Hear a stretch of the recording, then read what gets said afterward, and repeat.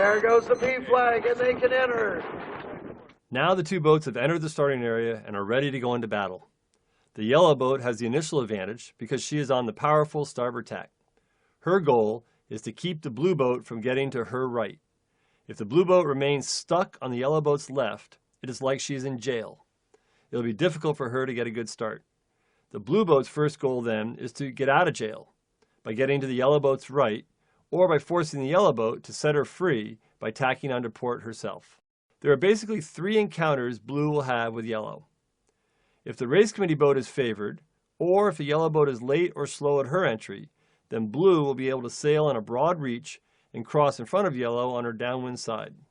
This is called the downwind cross, and immediately gets blue out of jail. If the pin is favored, or yellow is late or slow at her entry, then blue will be able to enter and then sail close-hauled and cross in front of yellow on her upwind side. This is called the upwind cross, and also immediately gets blue out of jail. If blue cannot cross yellow either upwind or down, then the boats will approach each other on a collision course and will have a dial-up. Yellow often initiates a dial-up by beginning to turn towards blue when 3 to 5 lengths away. Rule 16 says that yellow is allowed to change course as long as blue always has room to keep clear, which is the space and time she needs to get out of yellow's way.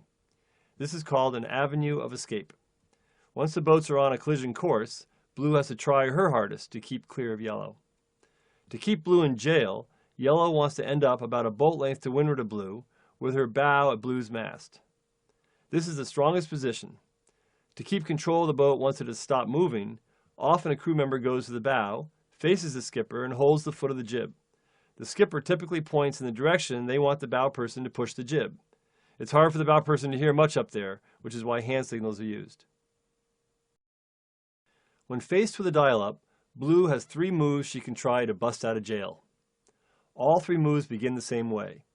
As yellow begins to aim at blue, blue needs to start turning up quickly. This typically happens when the boats are 3 lengths apart or so. As yellow gets closer, blue will tack on the starboard tack.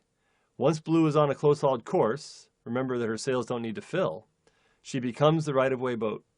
This is because Rule 13, which is the rule about tacking, stops applying when the tacking boat is on her close-hauled course.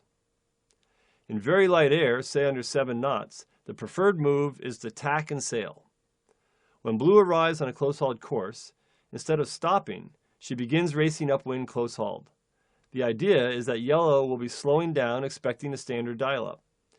Once yellow tries to sail upwind with blue, it will be just a matter of time before yellow drops back enough where blue can tack and cross her. Blue should be very patient here. She has plenty of time. Once yellow tacks below her, blue should press down as close to yellow as possible without fouling her and roll over her. Sometimes yellow will tack too soon, as you will see in this example. If blue sees that, she can quickly bear away and take up a controlling position behind yellow. In wrestling, that would be called a reversal. That's a good reminder to yellow to anticipate this move in light air and to not tack too soon if blue gets to the position where she can tack and cross.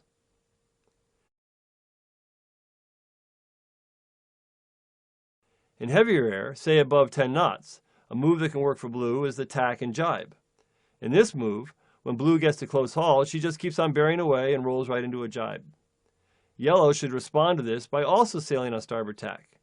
Either yellow will be able to turn down inside of blue and defeat blue's jibe to port tack, or will end up simply following blue out of the initial meeting on port tack.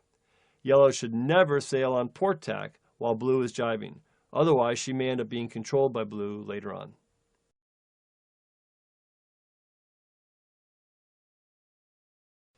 Blue's final option is to turn up away from yellow and stop.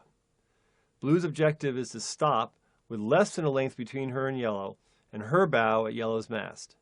An effective way to stop is to push the mainsail out hard for a few seconds. If yellow continues to aim at blue, blue needs to keep turning until she is clearly on a close-hauled course. Once she has clearly been on a close-hauled course for a second or two, blue becomes the right-of-way boat and can then luff back up to head to wind. You can see blue doing just that in the video. Blue wants to make yellow nervous that she will drift down into blue, which will make yellow tack away to be safe. Blue wants to follow yellow out on port tack, as you can see blue doing here. it will become quickly obvious that being able to control your boat when downspeed is a hugely important skill in match racing. With practice, you'll get good at it. One common occurrence in the dial-up is that yellow will overrun blue. That is, end up far enough forward relative to blue that blue can tack and pass astern of yellow. When blue sees this opportunity opening up, she should back her jib to port and sail behind yellow on port tack.